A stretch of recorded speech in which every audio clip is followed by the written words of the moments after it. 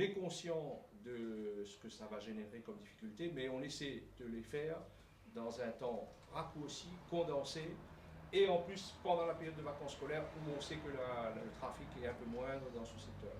Et on terminera sur la fin de l'année sur des sections qui sont moins concernées par les collèges. Donc voilà, donc il y a un phasage qui est déjà bien organisé, section par section, à coup de 3-4 semaines par section. Et on organise les choses, bien entendu, nous avons aussi des établissements comme la cour d'appel qui est à côté, mais on organisera avec eux leur fonctionnement pour qu'ils puissent fonctionner. On ne bloquera pas des sections qui empêchent un établissement ou un autre de fonctionner. Et on sait aussi que la population est demandeuse justement qu'on sécurise les trottoirs et qu'on sécurise les voies pour que tout le monde soit en sécurité. Dans l'information qu'on a donnée aux familles, on leur a montré de quelle date à quelle date leur section était concernée.